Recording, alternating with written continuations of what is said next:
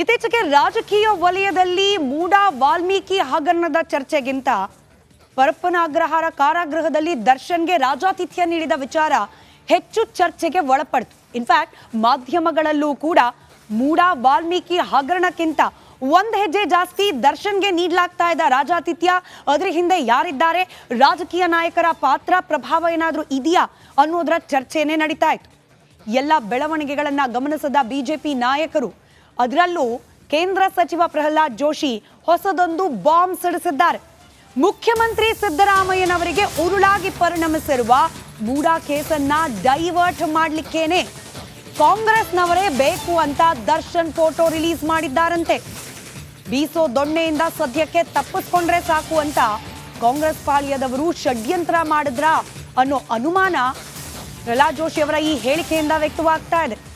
ರೇಣುಕಾ ಸ್ವಾಮಿ ಕೊಲೆ ಪ್ರಕರಣಕ್ಕೆ ಸಂಬಂಧಪಟ್ಟಂತೆ ಚಾರ್ಜ್ ಶೀಟ್ ಸಲ್ಲಿಕೆ, ಹಾಗೆ ಒಂದಷ್ಟು ಎಕ್ಸ್ಕ್ಲೂಸಿವ್ ಫೋಟೋಗಳು ರಿಲೀಸ್ ಆಗಿದ್ದು, ಇದೆಲ್ಲವನ್ನ ಗಮನಿಸ್ತಿದ್ರೆ ಕಾಂಗ್ರೆಸ್ ಸರ್ಕಾರದ ಮೇಲೆ ಬರ್ತಾ ಇದ್ದ ಬ್ಯಾಕ್ ಟು ಬ್ಯಾಕ್ ಹಗರಣಗಳ ಆರೋಪ, ಆ ಹಗರಣಗಳ ಆರೋಪದಿಂದ ಡೈವರ್ಟ್ ಮಾಡಬೇಕು ಜನರ ಗಮನವನ್ನ, ವಿರೋಧ ಪಕ್ಷಗಳ ಪ್ರತಿಭಟನೆಯ ಹಾದಿಯನ್ನ, ಮಾಧ್ಯಮಗಳ ದಿಕ್ಕನ್ನ ಡೈವರ್ಟ್ ಮಾಡಬೇಕು ಅಂತಲೇ ಈ ಫೋಟೋಗಳನ್ನ ರಿಲೀಸ್ ಮಾಡಲಾಯಿತು ಅನ್ನೋದು ಪ್ರಹ್ಲಾದ್ ಜೋಶಿ ಅವರ ಗಂಭೀರ ಆರೋಪ.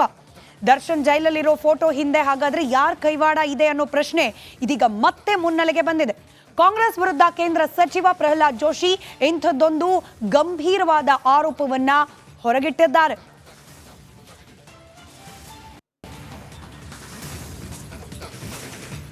ಮತ್ತೊಂದು ಕಡೆ ಏಟಿಗೆ ಎದುರೇಟು ಅನ್ನೋ ರೀತಿಯಲ್ಲಿ ಕಾಂಗ್ರೆಸ್ ಪಕ್ಷದ ಹಗರಣದ ಬಗ್ಗೆ ಬಿಜೆಪಿ ಜೆಡಿಎಸ್ನವ್ರು ಮಾತನಾಡಿದ್ರೆ ನಿಮ್ಮ ಕಾಲದಲ್ಲೂ ಹಗರಣ ಆಗಿಲ್ವಾ ಅಂತ ಹೇಳಿ ಹಗರಣ ವರ್ಸಸ್ ಹಗರಣ ಅನ್ನೋ ರೀತಿಯ ಕೌಂಟರ್ ಕಾಂಗ್ರೆಸ್ ಕಡೆಯಿಂದ ಬರ್ತಾ ಇದ್ದದನ್ನು ನಾವು ಗಮನಿಸಿದ್ವಿ. ಯಾವಾಗ ಕೇಂದ್ರ ಸಚಿವ ಪ್ರಹ್ಲಾದ್ ಜೋಶಿ ಅವರು ದರ್ಶನ್ ಫೋಟೋ ರಿಲೀಸ್ ವಿಚಾರಕ್ಕೂ ಮೂಡಾ ವಿಚಾರಕ್ಕೂ ಲಿಂಕ್ ಮಾಡಿ ಮಾತನಾಡಿದ್ರು, ಇದಕ್ಕೆ ಕೌಂಟರ್ ಕಾಂಗ್ರೆಸ್ ಪಾಳ್ಯದಿಂದಲೂ ಕೂಡ ವ್ಯಕ್ತವಾಗಿದೆ. ಪ್ರಹ್ಲಾದ್ ಜೋಶಿ ಅವರ ಆರೋಪಕ್ಕೆ ಡಿಕೆ ಶಿವಕುಮಾರ್ ಕಿಡಿಕಾರಿದ್ದಾರೆ. ದರ್ಶನ್ ಮೂಡಾ ಎಲ್ಲ ಬಿಡ್ರಪ್ಪ, ಮಹದಾಯಿ ಬಗ್ಗೆ ಮಾತನಾಡಿ, ಮೊದಲು ಭದ್ರಾ ಮೇಲ್ದಂಡೆ ದುಡ್ಡು ಕೊಡಿಸ್ರಪ್ಪ ಅಂತ ಹೇಳಿ ಕೇಂದ್ರ ಸಚಿವ ಪ್ರಹ್ಲಾದ್ ಜೋಶಿ ಅವರಿಗೆ ತಿರುಗಿದ್ದಾರೆ ಡಿಕೆ ಶಿವಕುಮಾರ್. ಕೇಂದ್ರ ಸರ್ಕಾರದಿಂದ 5300 ಕೋಟಿ ಬರೋದು ಬಾಕಿ ಇದೆ, ಫಸ್ಟ್ ಅದನ್ನು ಕೊಡಿಸಿ ಆಮೇಲೆ ಮೂಡಾನೋ ದರ್ಶನ್ನೋ ಕೂತ್ಕೊಂಡು ಮಾತಾಡೋಣ ಅಂತ ಹೇಳಿ ಕೇಂದ್ರ ಸಚಿವ ಪ್ರಹ್ಲಾದ್ ಜೋಶಿ ಅವರ ಆರೋಪಕ್ಕೆ ಡಿಕೆ ಶಿವಕುಮಾರ್ ಟಾಂಗ್ ಕೊಟ್ಟಿದ್ದಾರೆ. ಕೇವಲ ಡಿಕೆ ಶಿವಕುಮಾರ್ ಅವರು ಮಾತ್ರವಲ್ಲ, MB ಪಾಟೀಲ್ ಕೂಡ, ಸಚಿವ MB ಪಾಟೀಲ್ ಅವರು ಕೂಡ ಕೇಂದ್ರ ಸಚಿವ ಪ್ರಹ್ಲಾದ್ ಜೋಶಿ ಅವರ ಹೇಳಿಕೆಯ ವಿರುದ್ಧ ಕಿಡಿಕಾರಿದ್ದಾರೆ.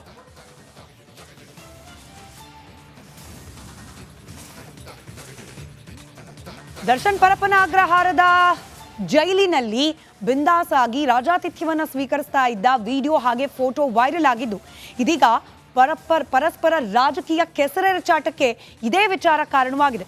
ಫೋಟೋ ರಿಲೀಸ್ ಹಿಂದೆ ಕಾಂಗ್ರೆಸ್ನ ಕೈವಾಡ ಅನ್ನೋದು ಜೋಶಿವಾದ ಆದ್ರೆ, ನೀವು ಮಾಡ್ತಿರೋದು ಡೈವರ್ಟ್ ಪಾಲಿಟಿಕ್ಸ್. ಕೇಂದ್ರ ಸರ್ಕಾರ ಈಗಲೂ ಕೂಡ ರಾಜ್ಯ ಸರ್ಕಾರದ ವಿರುದ್ಧ ಮಲತಾಯಿ ಧೋರಣೆಯನ್ನ ಅನುಸರಿಸ್ತಾ ಇದೆ. ಅದನ್ನ ನೀವು ಪಕ್ಕಕ್ಕಿಟ್ಟು ಜನರ ದೃಷ್ಟಿಯನ್ನ ಬೇರೆ ಕಡೆಗೆ ಸೆಳೆಯುವ ಭಾಗವಾಗಿ ಮೂಡಾ ದರ್ಶನ್ ಅಂತ ಹೇಳಿ ಬೇರೆ ಬೇರೆ ಆಯಾಮಗಳನ್ನ ಕೊಟ್ಟು ಚರ್ಚೆ ಮಾಡ್ತಿದ್ದೀರಿ ಅನ್ನೋದು ಕಾಂಗ್ರೆಸ್ನ ವಾದ.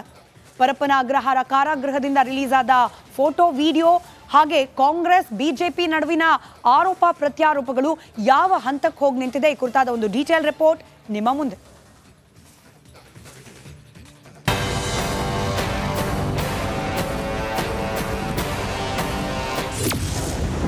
ಜೈಲಿನ ಫೋಟೋ ಹಿಂದೆ ಕೈವಾಡ, ಜೋಶಿ ಡಿಕೆ ನಡುವೆ ಫೋಟೋ ವಾರ್, ಪ್ರಹ್ಲಾದ್ ಜೋಶಿ ಹೇಳಿಕೆಗೆ ಡಿಕೆ ಕೌಂಟರ್. ನಿಮಗೆಲ್ಲ ಗೊತ್ತಿರೋ ಹಾಗೆ ಪೊರ್ಕಿಯ ಪರಪ್ಪನ ಅಗ್ರಹಾರ ಜೈಲಿನಲ್ಲಿ ಫೋಟೋಸ್ ರಿಲೀಸ್ ಆಯ್ತು. ಆ ಫೋಟೋ ಬಿಟ್ಟಿದ್ದೆ ಕಾಂಗ್ರೆಸ್ನವರು ಅಂತ ಜೋಶಿ ಬಾಂಬ್ ಸಿಡಿಸಿದ್ರು. ಮೂಡಾ ಮತ್ತು ವಾಲ್ಮೀಕಿ ಪ್ರಕರಣ ಡೈವರ್ಟ್ ಮಾಡೋಕೆ ಫೋಟೋ ಬಿಟ್ರು ಅಂತ ಜೋಶಿ ಬಾಂಬ್ ಹಾಕಿದ್ರು. ಮೂಡಾ ಹಗರಣದ ಬಗ್ಗೆ ಭಾಳ ದೊಡ್ಡ ಪ್ರಮಾಣದಲ್ಲಿ ಚರ್ಚೆ ಶುರುವಾಯಿತು. ವಾಲ್ಮೀಕಿ ಹಗರಣದ ಚರ್ಚೆ ಶುರುವಾಯಿತು. ಈ ವಾಲ್ಮೀಕಿ ಹಗರಣದ ಚರ್ಚೆ ಡೈವರ್ಟ್ ಮಾಡಬೇಕು ಅಂತ ಹೇಳಿ ಮತ್ತೆ ದರ್ಶನ್ ಪ್ರಕರಣವನ್ನು ಮಾಧ್ಯಮದಲ್ಲಿ ಬರಬೇಕು ಅನ್ನುವಂಥ ಒಂದು ಸಂಕುಚಿತ ಷಡ್ಯಂತ್ರ ಮನೋಭಾವದಿಂದ ಇದನ್ನು ಮಾಡಿದ್ದಾರೆ. ಜೋಶಿ ಹೇಳಿಕೆಗೆ ಡಿಕೆ ತಿರುಗೇಟು. ಇನ್ನು ಕೇಂದ್ರ ಸಚಿವ ಪ್ರಹ್ಲಾದ್ ಜೋಶಿಯ ಹೇಳಿಕೆಗೆ ಡಿಸಿಎಂ ಡಿಕೆ ತಿರುಗೇಟು ಕೊಟ್ಟಿದ್ದಾರೆ.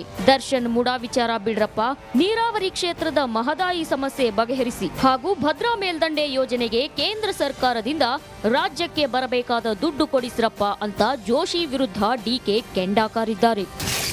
ನಾನು ನಮ್ಮ ಕೇಂದ್ರ ಮಂತ್ರಿ ಇದೆಲ್ಲ ಬಿಡಿ, ಯಾವುದು ದರ್ಶನ್ ವಿಚಾರ ಮೂಡ ವಿಚಾರ ಬಿಡಿ.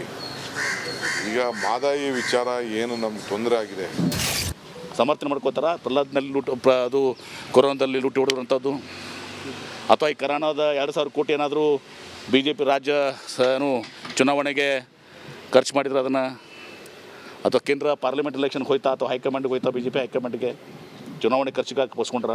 ಒಟ್ನಲ್ಲಿ ಕಾಟೇರನ ಫೋಟೋ ವೈರಲ್ ಹಿಂದೆ ಕಾಂಗ್ರೆಸ್ ಇದೆ ಅಂತ ಬಿಜೆಪಿಯವರು ಆರೋಪಿಸಿದ್ದಾರೆ. ಕಾಂಗ್ರೆಸ್ನವರು ಕೂಡ ಕೌಂಟರ್ ಕೊಡ್ತಿದ್ದಾರೆ. ಈ ಫೋಟೋ ಕೌಂಟರ್ ಇನ್ಯಾವ ಹಂತಕ್ಕೆ ಹೋಗಿ ತಲುಪುತ್ತೋ ಕಾದು ನೋಡಬೇಕಿದೆ. Political bureau, republic Kannada, Bengaluru.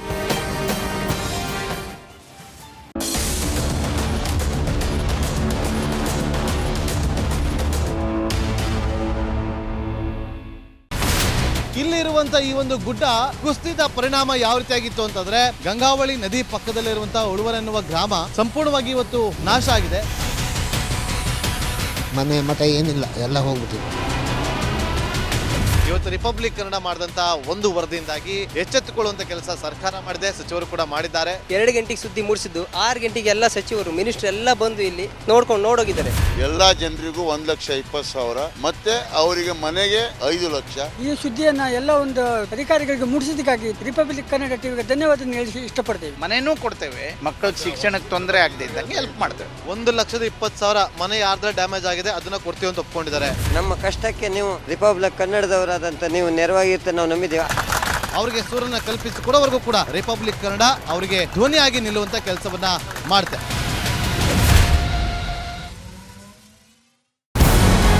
ನಮಸ್ಕಾರ, ಕರ್ನಾಟಕ ಪ್ರೈಮ್ ಟೈಮ್ಗೆ ಸ್ವಾಗತ. ನಾನು ಜಯಪ್ರಕಾಶ್ ಶೆಟ್ಟಿ. ಇಡೀ ಕರ್ನಾಡು ಇವತ್ತು ರೆಬೆಲ್ ಆಗಿ ನಿಂತಿದೆ. ಈ ಹಗರಣಗಳನ್ನು ಸದನದಲ್ಲಿ ಪ್ರಸ್ತಾಪ ಮಾಡಲು ಕೂಡ ಕಾಂಗ್ರೆಸ್ ಹಿಂದೇಟು ಹಾಕಿದ್ದೇಕೆ? ನಿಮ್ಗೆ ಸಂಬಳ ಅದಕ್ಕೆ, ನಿಮಗೆ ವಾಹನ ಅದಕ್ಕೆ, ನಿಮಗೆ ವೆಪನ್ ಅದಕ್ಕೆ, ನೀವು ಅದನ್ನು ಸೆರೆ ಹಿಡಿಬೇಕಾಗಿದೆ. ನೀವು ವಿದ್ಯುತ್ ಬರ ಇದೆ ಅಂತ ಹೇಳ್ತಾ ಇದ್ದೀರಿ, ಎಲ್ಲಿ ಬರ ಇದೆ ನೀವು ಹೇಳಬೇಕು. ಪಾಕಿಸ್ತಾನ್ ಆಕ್ಯುಪೈಡ್ ಕಾಶ್ಮೀರ್ ಅದು ಎಂದೆಂದಿಗೂ ನಮ್ಮದು. 40 ಮೆಷಿನ್ಗಳು ತಂದಿತ್ತು ನೋಟ್ ಎಣಿಸುವುದಕ್ಕೆ, ಅದೇ ಹಾಳಾಯಿತು. ಮಥುರಾದ ಗಲಾಟೆ ಇದೆಯಲ್ಲ, ಅದು ಸ್ಥಳೀಯವಾಗಿ ಕೂತು ಪರಿಹರಿಸಬಹುದಾದಂಥ ಕಾನೂನಿದೆ. ಗ್ಯಾರಂಟಿ ಯೋಜನೆಯಿಂದ ನಷ್ಟ ಆಗಿದೆ, ಲಾಭ ಆಗಿದೆ, ದಯವಿಟ್ಟು ಹೇಳಿ. Dawood Ibrahim most wanted criminal ಯಾವಾಗಾದ ಅಂದರೆ, ಇಲ್ಲಿ ತನಕ ಭಾರತ ದೇಶದಲ್ಲಿ ಓರ್ವ ದಲಿತ ಪ್ರಧಾನಿಯಾದಂಥ ಇತಿಹಾಸವೇ ಇಲ್ಲ. ರಿಪಬ್ಲಿಕ್ ವರ್ಲ್ಡ್ ಆಪ್ ಇದು ಕೇವಲ ಅಪ್ಲಿಕೇಶನ್ ಅಲ್ಲ, ಸಮಗ್ರ ಸುದ್ದಿಗಳ ಸಂಪರ್ಕ ಮಾರ್ಗಕ್ಕೆ ಕ್ರಾಂತಿಕಾರಿ ಬದಲಾವಣೆ. ರಿಪಬ್ಲಿಕ್ ವರ್ಲ್ಡ್ ಆಪ್ ಕೇವಲ ಸುದ್ದಿ ಅಪ್ಲಿಕೇಶನ್ ಅನ್ನ ಪರಿಚಯ ಮಾಡ್ತಾ ಇಲ್ಲ, ಬದಲಾಗಿ ಡಿಜಿಟಲ್ ಸುದ್ದಿ ಬಳಕೆಯ ಹೊಸ ಯುಗಕ್ಕೆ ನಾಂದಿ ಹಾಡ್ತಾ ಇದೆ. ಇದೊಂದು ಬ್ರೇಕಿಂಗ್ ನ್ಯೂಸ್, ಪ್ರಭಾವಶಾಲಿ ಕಾರ್ಯಕ್ರಮಗಳಿಗೆ ಗಟ್ಟಿಯಾದ ವೇದಿಕೆ. ರಿಪಬ್ಲಿಕ್ ವರ್ಲ್ಡ್ ಅಪ್ಲಿಕೇಶನ್ ಈಗ ಲೈವ್ ಆಗಿದೆ. ಗೂಗಲ್ ಪ್ಲೇ ಸ್ಟೋರ್ ಮತ್ತು ಆಪಲ್ ಆಪ್ ಸ್ಟೋರ್ ಎರಡರಲ್ಲೂ ಲಭ್ಯವಿದೆ. ಈಗಲೇ ಡೌನ್ಲೋಡ್ ಮಾಡಿ.